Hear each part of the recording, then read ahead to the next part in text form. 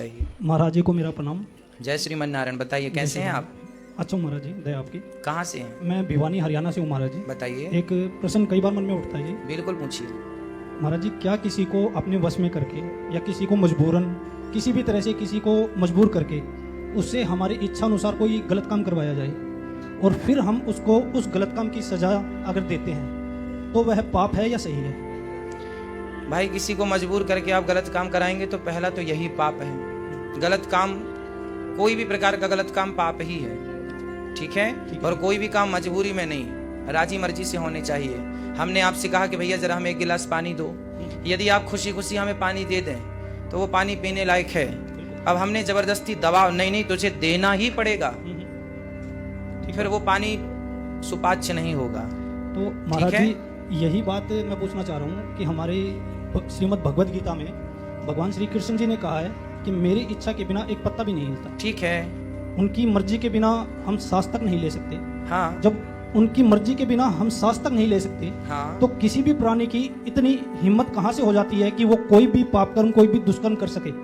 और जब हम कोई भी दुष्कर्म उस परम पिता परमात्मा की इच्छा से करते हैं, उसने हमारे कर्म में या हमारे भाग्य में जब लिख दिया है कि आज मैं आपके साक्षात दर्शन करूं, आपको प्रणाम करूं, मैं उन्हीं की मर्जी से हूं, और जब मैं उन्हीं की मर्जी से आया हुआ हूं और कोई भी गलत काम उनकी मर्जी से ही करता हूं, तो उस दंड का भागी मैं क्यों बनूं? ये सवाल कई बार मेरे जहन में बड़ा गहरा सवाल है, बहुत अच्छा सवाल है। सवाल के लिए तालियां बजाइए। और उत्तर समझ में आए तो सुनने के बाद फिर तालियां बजाइएगा, पहले समझ लो। ठीक है? आपका प्रश्न जायज है। गीता में लिखा है कि मेरी मर्जी के बिना पत्ता नहीं हिलता। ये केवल गीता में नहीं, रामचरितमानस में भी लिखा है, वेदों में भी लिखा है। सब जगह ईश्वर की मर्जी के बिना पत्ता नहीं हिलता, सच्ची है। फिर सवाल खड़ा हुआ कि सब भगवान की मर्जी से होता है, तो चोर चोरी करता है, उसमें भी तो ईश्वर की ही मर्जी होगी। तो आपसे कुछ सवाल मेरे हैं, आप उत्तर देते चलिएगा। ठीक है? फिर समझ पाएंगे आप और आपके द्वारा सब। आपकी एक गाड़ी है, 4 चक्के की 4 व्हीलर गाड़ी है। गाड़ी के मालिक आप हैं। आपने ड्राइवर लगा रखा है। ड्राइवर से आपने कहा गाड़ी रेलवे स्टेशन जाओ लेके, तो ड्राइवर कहाँ जाएगा? रेलवे स्टेशन जाएगा, क्योंकि गाड़ी आपके हिसाब से चलती है। गाड़ी के मालिक आप हैं। गाड़ी किसकी मर्जी से चल रही है? मेरी मर्जी से। आपकी। आपने कहा रेलवे स्टेशन जाएगी तो रेलवे स्टेशन, आपने कहा एयरपोर्ट जाएगी गाड़ी तो एयरपोर्ट, आपने कहा फलानी जगह जाएगी वहीं जाएगी, क्योंकि गाड़ी किसकी मर्जी से चल रही है? हमारी मर्जी। आपकी मर्जी से चल रही है। परंतु गाड़ी रेलवे स्टेशन जा रही थी, तभी अचानक एक बहुत बड़ी खाई थी और ड्राइवर ने ध्यान नहीं दिया और गाड़ी खाई में गिर गई। तो बताइए, क्या गाड़ी खाई में गिर गई तो उसके जिम्मेदार आप हैं? क्योंकि गाड़ी तो आपकी मर्जी से चलती थी, तो खाई में गिरी है तो आपकी मर्जी से गिरी होगी। इसका जिम्मेदार ना तो मैं खुद को समझूंगा और ना उस ड्राइवर को समझूंगा महाराज जी। ना, क्योंकि नहीं, ना तो मैं ये चाहूंगा कि मेरी गाड़ी उस खाई में जा गिरे, सुनिए और ना वो ड्राइवर चाहेगा जी। सुनिए। हाँ जी। ड्राइवर के पास एक्सीलेटर ब्रेक दोनों होता है। बिल्कुल। ठीक है?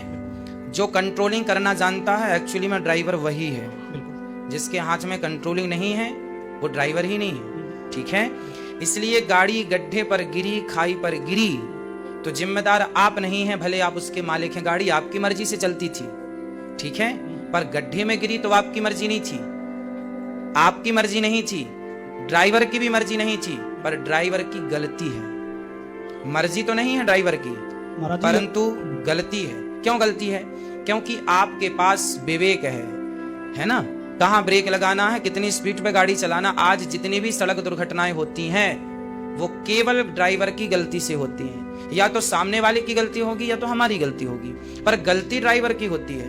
अब हम ये नहीं कह सकते कि ये ईश्वर का विधान है। पूरा पहले समझ लीजिएगा, फिर हम निष्कर्ष पे आएंगे। गाड़ी आपकी है, आपकी मर्जी से चल रही है, लेकिन ड्राइवर है ना, उसके पास सब कुछ है। उसी प्रकार ये संसार भगवान की मर्जी से चलता है, पर ईश्वर ने आपको बुद्धि दे रखी है। आपके पास सोचने समझने की क्षमता है। आपको पता है कि ये शराब है, ये दूध है। आपको पता है कि ये आग है, ये पानी है। आपको पता है कि आग में हाथ डालेंगे तो जल जाएगा। आपको पता है कि पानी में हाथ डालेंगे तो गीला हो जाएगा। जब आपको ईश्वर ने इतनी बुद्धि दे रखी है, सही गलत का ज्ञान दे रखा है, तो आप क्यों गलत निर्णय लेते हैं?